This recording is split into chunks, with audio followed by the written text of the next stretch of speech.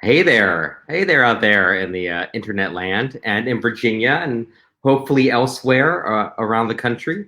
My name is Jay Cooper. I am an author and an illustrator. I've been at the Virginia Book Festival a couple times, so you might have seen me there, or you might have seen me speak elsewhere.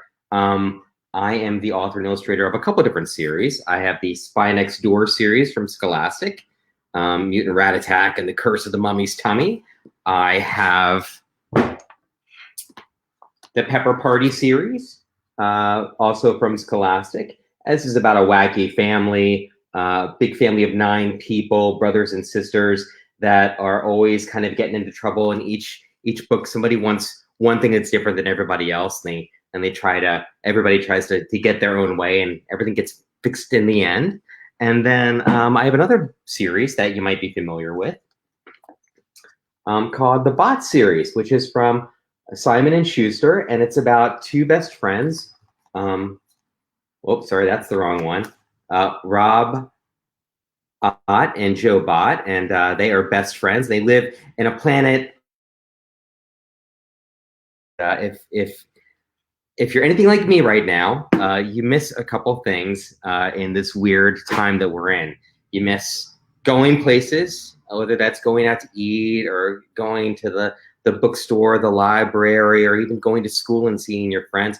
And you miss hanging out with people and seeing your friends and playing together and having a good time together. And I miss that too. I'm the same way. I miss that. I miss going to work and seeing my coworkers.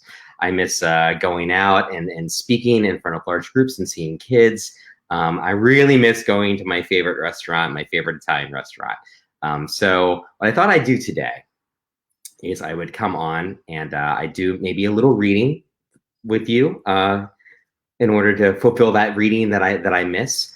And then maybe we would do a couple of games together, and games that I would have created that you can kind of play on your own.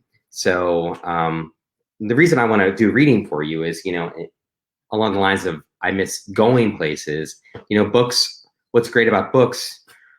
Our books are traveling devices. They allow you to go to different planets, and different worlds, and different times. And even though you may be stuck in your house, you might get tired of looking at the same walls and the same family members. You can always escape in a book. It can take you anywhere that you want to go. So I thought it'd be fun to read for you today a little bit from one of my Bots books, because I like the fact that they're as far away from here as they can possibly be. They're all the way at the end of the universe, and their world is such a wacky, silly world. So I'm actually going to have my assistant come over, and she's going to hold up the book. And this is an experiment. Everything's an experiment. We're going to see if this works. She's going to hold up the book, and I'm going to read from a separate book. I'm going to read from the 4th in the Bot series, the Dragon Bots, where they encounter a planet of dragon robots, and we're gonna see how this goes. So,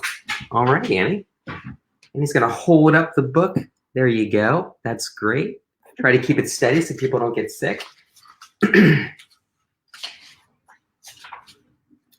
Okay, so this starts off with a scientist that finds Robot and Jobot at the end of the universe. He says, "Oh, hello. You surprised me.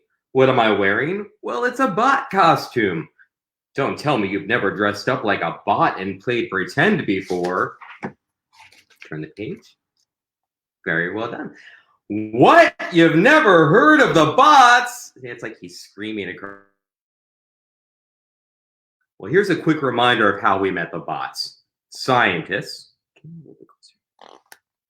There we go. Put space cameras in rockets and blasted into space, past boring planets we know, and these planets say lame, yawn, whatever, past cool new planets, whoa, dude, awesome, to the end of the universe, which is where we found the bots.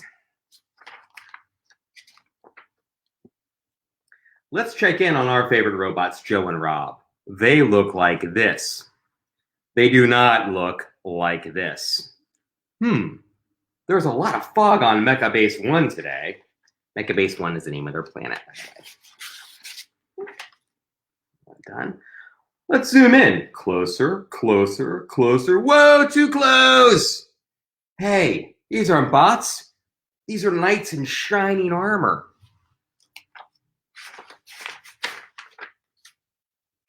Do you know about knights? Well, we don't see them much anymore. Maybe you're from a time when knights in shining armor rode on horses and did whatever knights do. Here is a picture of a knight. And down there it says, if you look outside and see a person dressed like this, and this book has traveled back in time and you found it, congratulations, read on to find out what you have to look forward to. That's in tiny type, so I have to read through that quickly. Very different. What are the knights doing on Mecha Base 1? Let's find out. Joe, we've got to stop yonder dragon. What's a yonder dragon? One that makes you yonder how to stop it. And then that's her little friend Tinny is going, charge! And they're running towards that shadow of a dragon. What dragons? Everyone knows that there's no such thing as dragons. And you can see that the dragon is actually made of beach balls and toilet paper, which we know is super valuable now, and sheets hung up on brooms and boxes and a spring for a neck. And then Tinny jumps up on the dragon and says, today we slay the mighty beast. Tinny, be careful. You broke our last dragon. If this one breaks, the game is over. Plus, my mom will be so mad if we ruin her sheets, more than I already have. And Tinny says, if you did in one action, then don't invite Tinny to roar. And this guy says, actually, it's called roar. And this guy says, it stands for Robo Action Role Playing. And this guy says, and I did not glue this beard on this to watch you slay the beast by yourself. And then everybody says, yeah, let us all have a turn to slay the beast. You're doing very good, Annie. Well, that explains everything. The bots are playing pretend. This looks like fun. So they have a whole bunch of things. So he throws an arrow, doink, and he hits it with his cardboard sword, smack. And then this wizard throws dust at it and says, boom, shakalaka. And Tinny says, I could beat this beast with both hands tied behind my back. But they totally destroyed the beast over. They broke that poor beast, and the toilet paper's hanging down, and a spring sticking out. And then we have a big battle scene, and this is something I really like to do, is like these really big scenes that are like full of stuff to look at. And sometimes I put little Easter eggs in there, like this one has a little Lord of the Rings Easter egg in it. It's a good thing we can only see the bots from our cameras. If anything on another planet watched this, they might think the bots are actually knights and wizards. They might think that dragons are real, and we all know there's no such thing as dragons.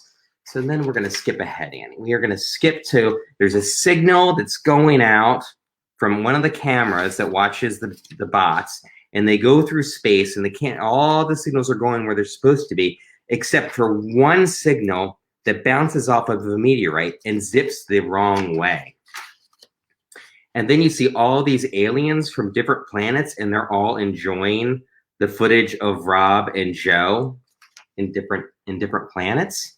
But on one planet, it comes down, and that's the one that binged the wrong way. And you see it's this fiery planet full of volcanoes, and it hits this one camera that's up on an antenna. And turn the page, banana.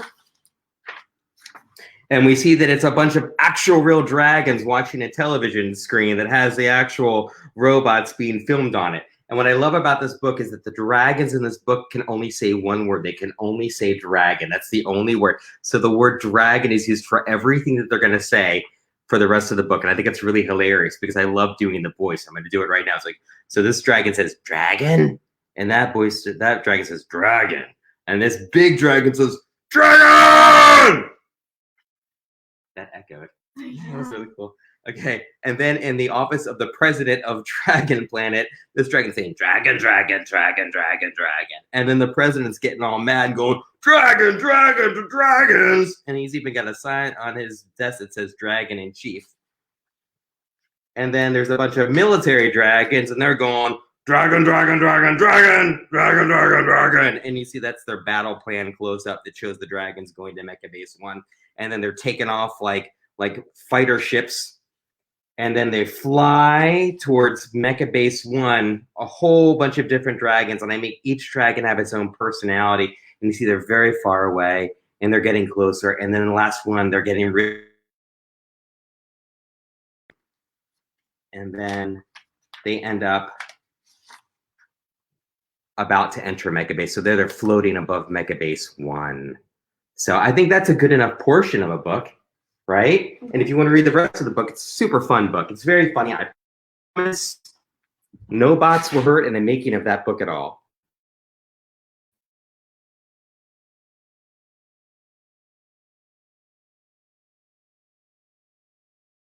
That at all. But what I wanted to do now was maybe do a little drawing exercise at the Virginia Children's Book Festival before. I do a really fun exercise. It's a collaborative exercise where everybody's in the room together. And I said, let's draw a bot together, because the reason I love drawing robots, and I didn't realize this before I started actually working on the bot books, was that bots are the most fun thing to draw. And the reason bots are really fun to draw is because there is no way you can draw a robot incorrectly. There's no way to draw a robot wrong. A robot could have 5 heads, he could have no head at all. He could have 25 arms or 2 arms. He could have legs, no legs. He could be like flying on like a jetpack. Any way that you want to draw a robot is absolutely the right way to draw a robot. In fact, this is the exercise I do to prove how you can draw the simplest robot in the world right now. That is a good robot. You don't think that's a good robot? That's a great robot. That robot is a robot that flushes your teeth. And what I do to extra emphasize that it's an actual robot is I just add a little antenna above it, and that proves beyond a shadow of a doubt that that is a robot. So what I normally do for this exercise is I take suggestions. I take suggestions from the group, the large group. You know, what shape should it be? You know, how many arms does it have? But the fact is I be with you today, and I could have just picked in suggestions and I could do it that way. But I was the fact that my kids you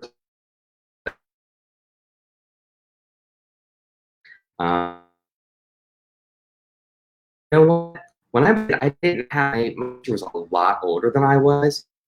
Any kids my age to hang out with unless to the neighborhood.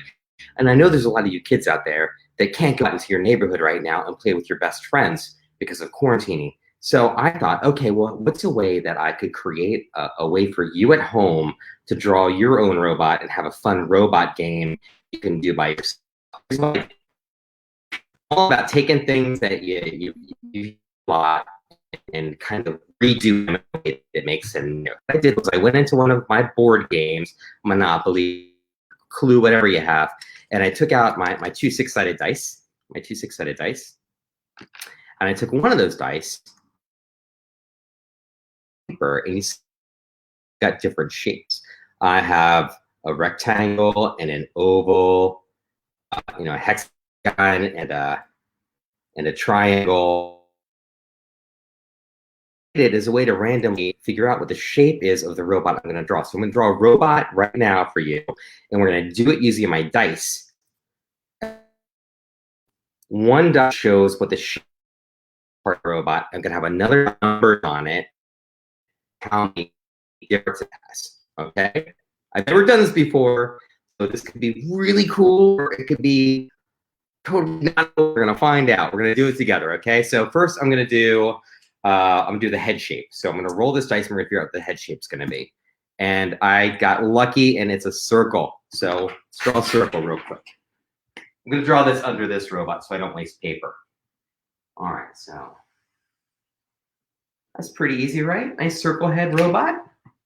And now I'm going to draw his body. Says he's got another ball for a body. Oh, this is a very roly-poly robot, isn't he?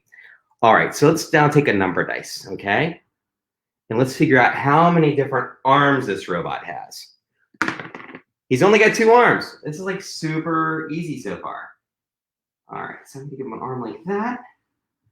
A little pincher. And sometimes what I do is I ask the group, the crowd, hey, what kind of hands should they be? Should they be like noodle hands or pincher hands? but I'm just going to do what I want to do for the purposes of this illustration. So he's got pincher hands on his 2 arms, and how many legs does he have?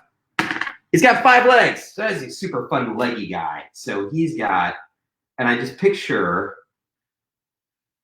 a robot with 5 legs running kind of like constantly, like a character in like a Scooby-Doo cartoon. You know, they go.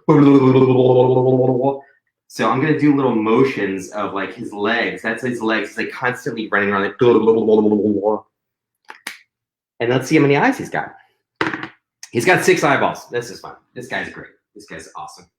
So I'm gonna do a slightly smaller Sharpie for his eyeballs.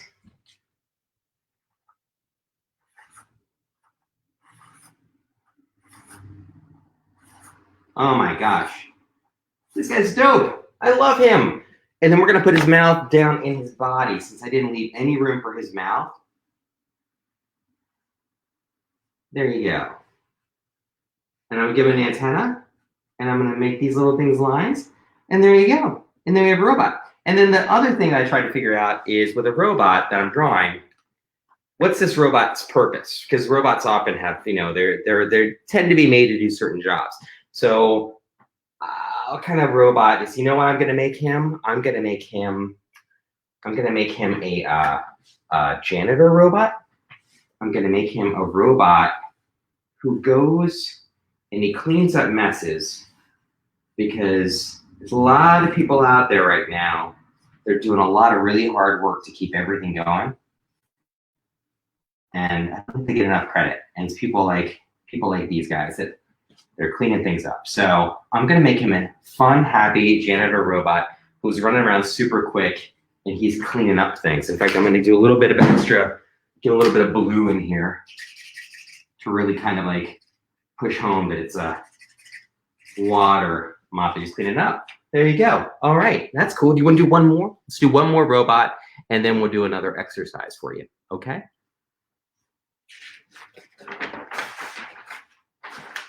All right, so let's do it. So we got our shape die, and we got our number die. There we go. What shape robot does this robot have? Oh, he's got a hexagon. That's cool. All right. Oh my gosh, hexagons. Hexagons, hexagons, hexagons.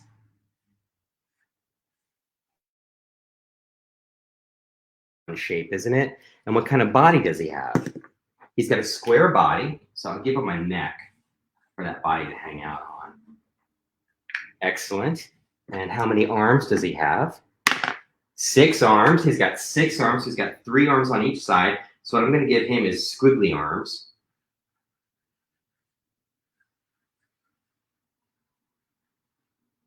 Because I figured this guy, oh yeah, look at him. Oh, he's just super cool.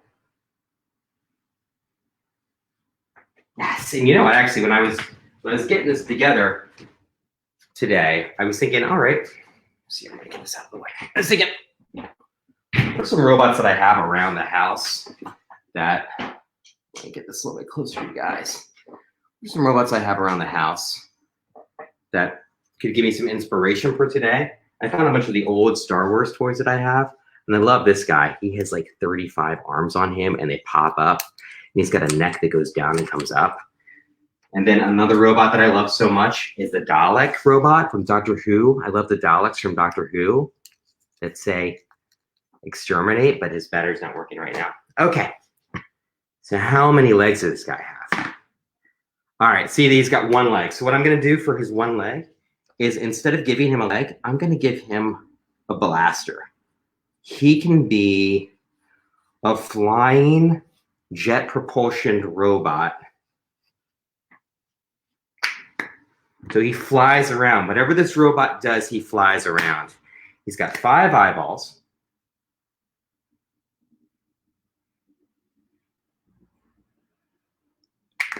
How many mouths does he have? He does not have 6 mouths. I don't believe that. He's got 2 mouths. I just cheated a little bit. All right. He's pretty great. Now I'm going to give him 2 antennae. coming out the side. And I'm going to make him a little yellow, since it's a color that I have handy. So I'm sort of just giving him a little yellow highlight here, just to kind of give him a little extra color. And actually, that can actually work for the flame down there that's happening down there. And then you know what I'm going to make this robot? I'm going to make this robot a nurse robot. This robot is going to be an awesome nurse robot for the same reasons. There's a lot of nurses and doctors out there doing a lot. A robot that's going around and is helping people at the hospitals. I love this robot. I think he's super cool. But I was thinking, maybe you don't like robots. Maybe you're not as into robots as I am, and I totally understand that if you're not. So I was thinking, okay, well, what are some other things that I could create for you today? A game that you could play by yourself if you don't have a brother, sister, or maybe they're busy doing their own thing and they don't want to draw with you and you want to draw. And I got to thinking about my Peppers books and what my Peppers books have in them.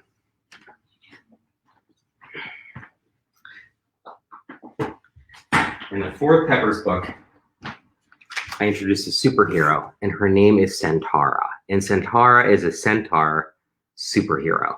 And a centaur is part horse, part person. And there's a lot of things in mythology that are like that are combinations of different creatures. You know, a unicorn is basically a horse with, a bull's horn, a single bull's horn. And a Pegasus is a horse with the wings of a bird. Even a dragon, if you think about it, like in the Bot's Dragon books, a dragon is kind of like a lizard or a snake with legs added to it, and then the wings of a bat on the back of it, and the horns of a goat added on top. And these things are called, I think the pronunciation, I've done this wrong all my life, I think is chimera. And a chimera is basically a combination. It's a mythical combination of different animal parts. So I thought, okay, I bet there's a cool game we could make where we can make our own chimera. So I'm going to try this today with you. This is, again, first time I'm doing this, but I had my assistant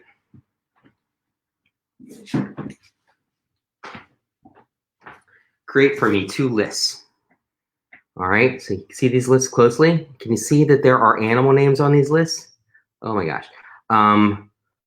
This one has octopus, wolf, alligator, monkey, armadillo, sloth, all from 1 to 12.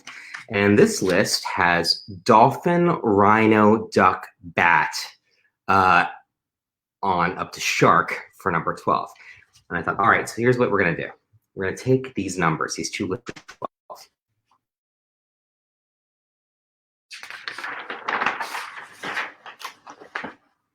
And we're going to figure out, we're going to take our die that we already have, our die, and we're going to roll them. We're going to take 3 different creatures, and we're going to put 3 different creatures together. So I have 2 different lists, so I can sort of mix it up, and you can make as many as you want to. But we're going to start off with 9. So an eagle, so it's an eagle combined with a shark. It's an eagle shark. This is already the coolest game I've ever heard of. I should make this. I should sell this to like Parker Brothers to make some money. 5. So just shark, lion, panda. That's a pretty cool combination animal. A shark, lion, panda. So I'm going to draw a shark, lion, panda today. I have no idea what it's going to look like, but well, I think that, you know, I mean, wait, no, it's a shark, lion, eagle. Sorry, shark, lion, eagle. So obviously we're going to take the wings are going to be from the eagle, right? I mean, that's what you do. So I'm going to do some eagle wings.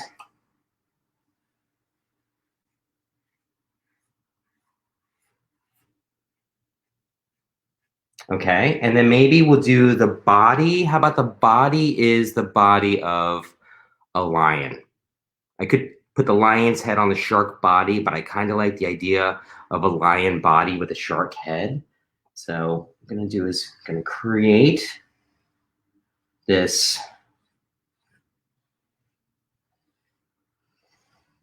Right? It's kind of like a lion body. I'm gonna go little nails because they got sharp claws. Okay, and I'm gonna give him the mane. Because I feel like that's really the signature piece of any lion is the mane and the tail, right? That has like that little bit of fur that comes off the end of it. And then what do we need? We need the shark part, right? So for the shark part, I'm gonna do this. He is a mean shark with mean shark teeth. Oh my gosh, and I'm gonna give him his fin, and I'm gonna give him an extra dorsal fin so that he's got extra swimmability when he's in the ocean.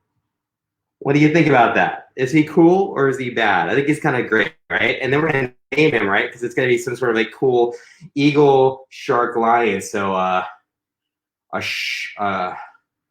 sharkaglon. He's gonna be Shark Eglon. There you go. There you go. Shark Eglon. Huh? We made a new creature today. His name is Shark Eglon. All right. Okay, that was fun. You want to do another one with me? I think that you do. I don't know if you do, but I want to do another one because this is a fun game. Okay, so that was from this list with the with dolphins and rhinos and ducks on it. So let's do one from this list that has things like alligators and monkeys and for some reason chickens on it. I kind of hope I get a chicken. I like chickens. I think chickens are pretty funny. Okay. This one is going to be a bunny. Yes, a bunny combined with a tiger combined with chicken. I know, I've got very excited about the chicken, but I'm very excited about the chicken. Okay, so it's a tiger chicken bunny. What would that even look like? A tiger chicken bunny. Okay, so it's a chicken. Let's do, this will be the chicken head. No, I'm excited because I got chicken. I rolled chicken. Yeah, I know. Chicken. I mean, who doesn't love a chicken, right? A chicken, bunny, tiger. Well, what if, what if he is, what if he's got the front claws of a tiger? I don't want to make him too similar to the thing that we already did. But then he's got the cute back legs of a bunny. And then we can just give him tiger stripes to sort of make him a little more tigery. I don't know. That ended up being a weird one. I don't know how I feel about this tiger bunny, guys. I think I like the shark eglon better. And I thought that anything with a chicken in it was going to be absolutely amazing. But we'll name him. Maybe it's because they didn't add the bunny ears. Maybe that's the part that's the best part of the bunny is the long bunny ears. But I don't know that I can now because they'd have to go behind his, I forget what that's called. The top part of the rooster. All right, we'll call him Bun. I don't know. We'll call him Fred. His name is Fred. Yep, that's Fred there. Fred. You know, sometimes the universe doesn't work. There was one name that my daughter put on there that I had to erase. She put platypus on there. And do you know, Tacombe, thank you. Sorry, thank you so much for chiming in. The reason I had to take platypus off of there is because a platypus is already a combination of animals. It's like a duck combined with like a gopher combined with a beaver. Platypuses make no sense. So what would you do? I mean, anything you would use, you'd say, well, that's part of a duck. Oh, that's part of a gopher. All right, so one more. We're going to do one more together. one more fun animal combination, okay? This one is going to be an elephant. Who doesn't love a good elephant? Combined with a armadillo, combined with a sloth. A sloth, armadillo, elephant. How am I going to do that? I feel like the sloths kind of have that sort of that look with they got the eyes, right?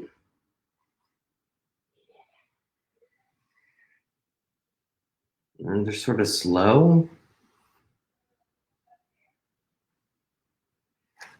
And then it's like elephant, armadillo. I don't even know how to do this, guys. I'm just going to give him big elephant ears. And then I'm going to give him sort of the scaly body of an armadillo, but then we'll make things really kooky, and I'll give him the feet, those big old elephant feet. Oh, there you go. That's how I'm going to do that. Now, I don't know how much the head looks like a sloth. I probably should have had reference available for when I did these guys, but I'm going to make them sleeping. Oh, sorry. I feel like sloths. If you ever want to watch any fun videos of animals, sloths are the best animals to watch on video because everything they do is so adorably cute and slow. I love them so much. Okay, what do you think? You want to do one more? Let me know if you want to do one more. I'm going to do one more.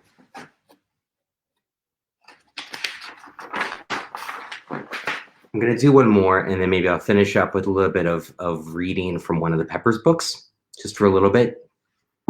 But Mark Parsi says, hi. Hi, Mark. All right, so this one is going to be a bat, which is my personal favorite animal. Bats and foxes are my two favorite animals.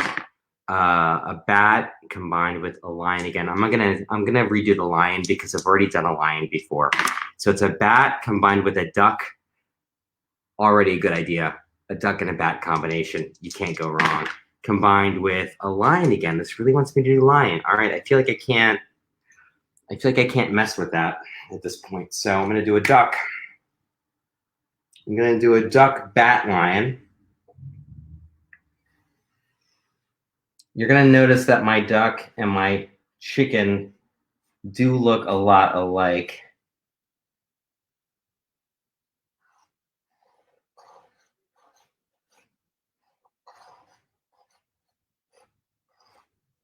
Oh, I left off the mane. Oh, well, that's okay. That's okay. All right, and again, you have that tail.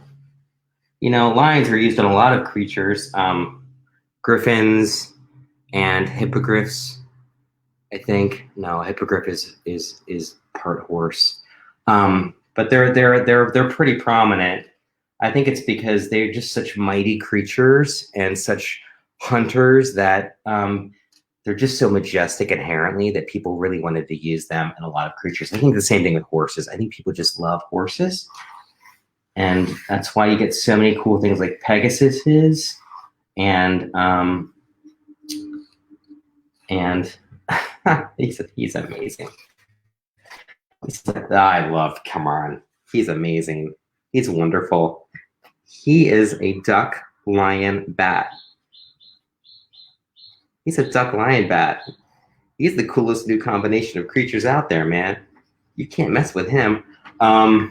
Yeah, and actually my favorite horse creature is called, oh, what's it called?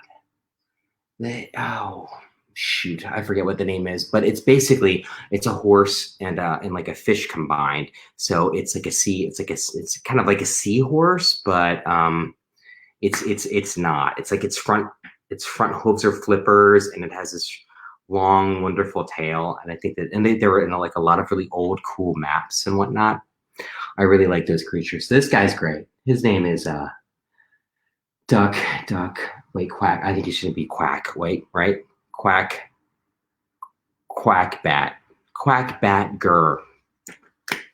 His name is Quackbatger.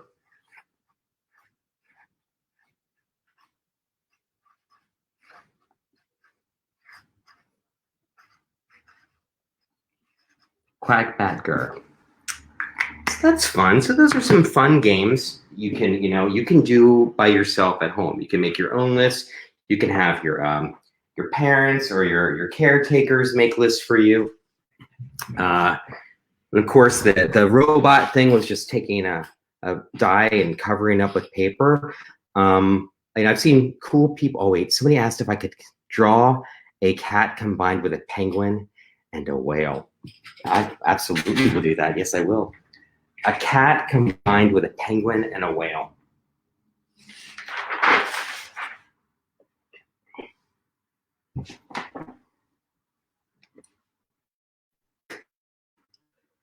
What would you do? I think I would do. I mean, I know how I'm going to do a cat and a whale.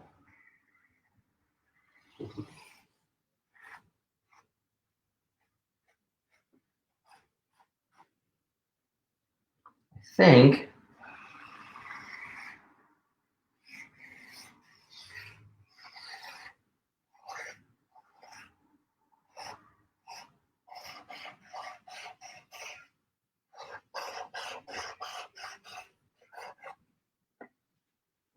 it'd be something like that, and maybe we'll make them like the whale portion more like one of those big beluga whales that have like the giant teeth that can like suck on the get all the little tiny like sea lichen in their mouth, or rather than actually swallowing things. It's sort of baleen whales do that. He's like a baleen whale.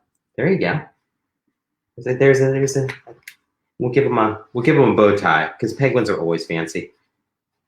Even cat, whale, penguins are super fancy. Anyway, those are just some ideas of ways you can kind of entertain yourself at home when you get a little bit bored, using things you might already have around the house.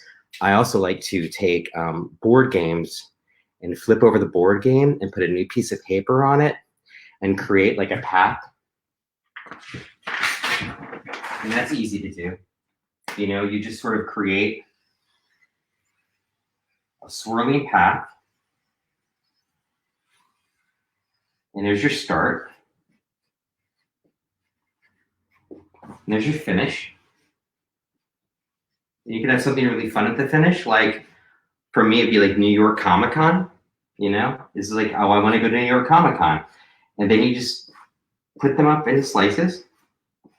And then you have things like, go back 2 spaces because you didn't clean your room. And you have go forward 2 spaces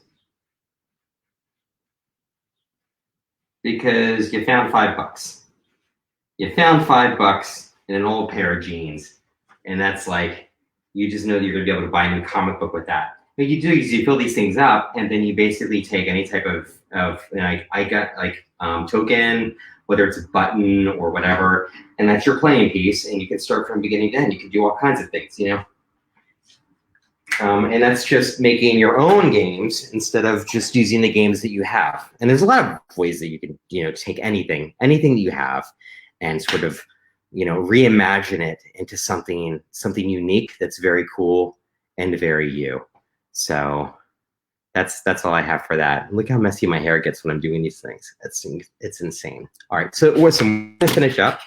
Speaking of Comic-Con, I'm just gonna read a little bit from one of the Peppers books, which aren't like the Bots books. The Bots books are called like early reader graphic books, in that they kind of read like a comic book. You have panels. Thank you, Junwen. It was nice to meet you. Thank you for asking for the cat penguin whale. These books are chapter books in that they have basically text but with a spot illustration. And like I said, this is the Pepper family. As you can see, this is them getting ready for Comic-Con. So they're all dressed up as different characters. This is Ricky Pepper, and he's dressed up as Private Patriot. This is kind of based on Captain America, and their mom is dressed up as Queen Celery, who's kind of from the game of musical chairs, which is kind of like Game of Thrones. Because when you go to a Comic-Con, I've never been to Comic-Con stuff, and they have a lot of fun with it. But the story centers around Meg Pepper. She wants to go to Comic-Con in order to meet that character I talked about before, Centaura, who's her favorite superhero, who's basically a centaur superhero. She comes from an island of other centaurs, and she's come to America to fight bad guys. She's kind of like Wonder Woman in a way. It's a little bit of a lot of what I do are homages to things. So what I'm going to do is I'm going to read you a little portion from this book, and it starts off. I'm not going to start at the beginning. I'm going to start it midway through. And basically what's happened is Meg Pepper has gotten grounded because she broke her dad's favorite trophy when they were all preparing to go to Comic-Con. And you can see the process of it breaking. It's bouncing off of people's heads. It's bouncing off of a cat. It's almost hitting their bird, and then it breaks the trophy. So she's told that she can't go to Comic-Con because she broke her father's favorite trophy. And what she does is she gets something from a comic book she has to make her own costume. And then when she makes her own costume, and she calls herself Fangirl, she can sneak off to the Comic-Con. And even if her parents and family see her, brothers and sisters, they won't necessarily know it's her because she'll be in disguise. And then she gets to meet Centaur. She's been looking forward to meeting Centaur her whole life, basically. So I'm going to start with Meg Pepper, dressed as Fangirl. She's gone to Comic-Con. I'm just going to read just for a little bit. So this is starting in chapter 4. The convention was everything Meg's dreamt it would be and more. Aisle after aisle held new delights to look at. Every comic, every movie, every video game seemed to have its own booth. And there were hundreds of adults and kids who, like Meg's, had dressed up as superheroes, aliens, and video game characters. It was totally awesome. And no one looked twice at her. Her costume was perfect. Here's a picture of Meg's at Comic-Con. You can see all the other characters dressed up, and there's signs for comic books and video games. There were a million things she wanted to look at, but she had to focus on her mission. Megs needed to find Centaura and get home before her family did. Bonus points if she could avoid running into any of them. She looked up and saw a video screen overhead that showed Centaura in action. Meg's jaw fell open as she watched Centaura hold up her unihorn and say, "By the power of Aquinia!" And then with a blinding flash of light, she became a centaur and she trampled bad guys with her hooves.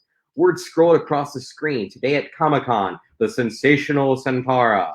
As Meg inched back to get a better look, she stepped on someone's foot. A familiar voice grew out, "Hey, watch it!" She turned to find her big brother, Ricky, and instantly froze. "Miss, do you mind? You're kind of black in the photo." Megs realized that Ricky was posing for a photo with a bunch of Defenders of Justice Club fans, and she was standing between them and the photographer. Amazingly, Ricky didn't seem to recognize her at all. "Sorry, I'll move," she mumbled. "Wait, I didn't mean to be rude. I really like your costume. Are you Fight Girl?" Megs shook her head. A teen, and this is people that are surrounding her.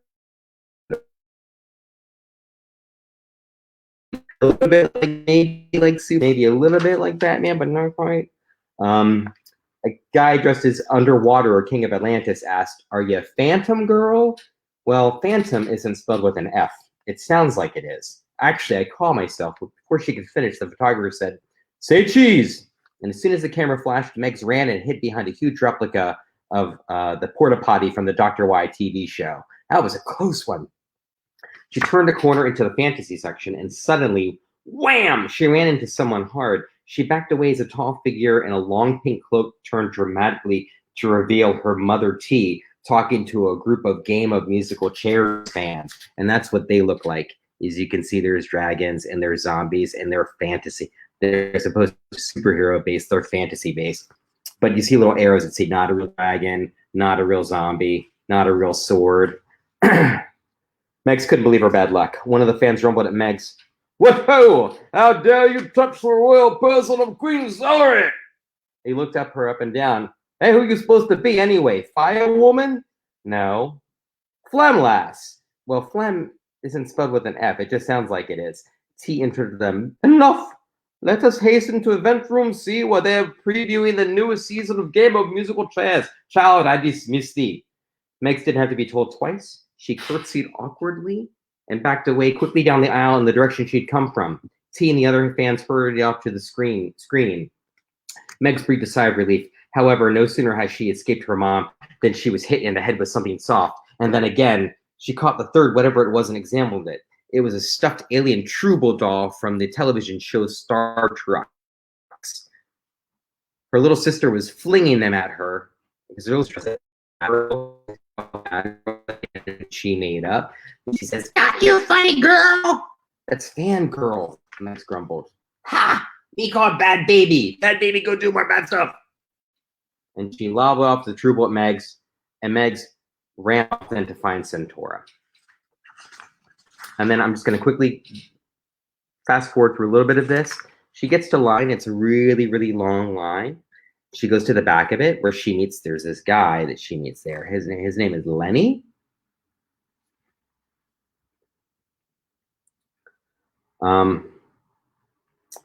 He says, have you ever met Centaur before? And she says, no. And with this line, I may never, Megs muttered. Well, I have. I've met her 20 times. We're practically BFFs at this point. That means best fans forever. Ha! I'm getting her to sign this giant hardcover Centaura book. 20 times? Megs would be happy to meet Centaura just once. Her neighbor, who introduced as Lenny, kept bothering her with questions as they waited. So what are you supposed to be? Anyway, furious girl? You sound a little grumpy. No, I know, Phoenix woman. Well, Phoenix doesn't actually start with an F, actually. I'm calling myself. And suddenly a cry echoed across the convention center.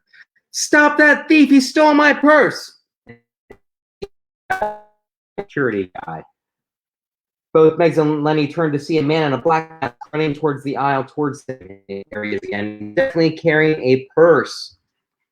The thief passed all 38 super intergalactic champions and said these were just regular people in regular costumes and not actual heroes at all. And they stared in frozen shock as he passed. The only person who chased the hoodlum was a giant muscled security guard, but all that muscle was slowing him down. Megs turned to Lenny. Hey, can I borrow your book? Sure. Thanks. In one move, she grabbed the book from Lenny and swung it out into the aisle. Smack! The thief and the ski collided with the book like it was a brick wall. He wobbled in the air for a bit and slumped to the ground in a moaning heap. The big guard arrived, huffing and puffing. He grabbed the criminal. Megs picked up the purse. It was purple with a C on it. Why do you think it might have a big C on it?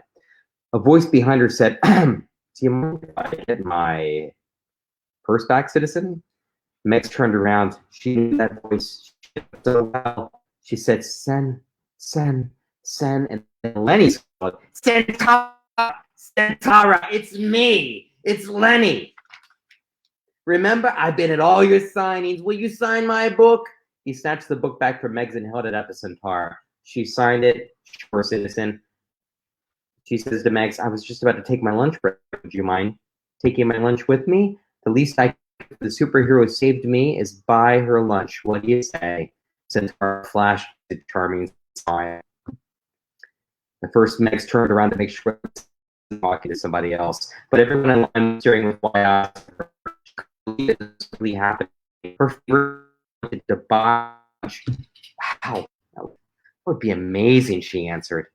As the pair strode off together, Lenny looked close to the book. Hey, you signed this to Larry. Who's Larry? And he shook his head sadly, unaware of the excited girl with the digital camera standing by. And that's all I'm going to read of that, because it's a really fun book and I don't want to give any spoilers away. So maybe this might be a book you can find at your local library if you can't pick it up otherwise. And just like the Bots books, these are all books that are available at your library. Well, you can get you can definitely order them online. And it's going to be a lot of other people that are going to be doing live streams for you here and elsewhere. There's a lot of really, really cool illustrators and writers out there right now that understand that you can't go anywhere right now, and you're kind of stuck where you are. So look out for other people and other people that are doing things like this for you. But that's all for today, though. I really hope you enjoyed yourself. Hope you had a good time with me. And like I said, it doesn't have to be a dice game that I created. It can be any sort of game that you take and you remake it into something that's special that you created yourself. And I tell you what, there's nothing that fills you with more pride than creating something or drawing something yourself. I can tell you that from personal experience. So anyway, you have a great day, and hopefully I will see you at this year's Virginia Children's Book Festival. Thank you so much. Thank you.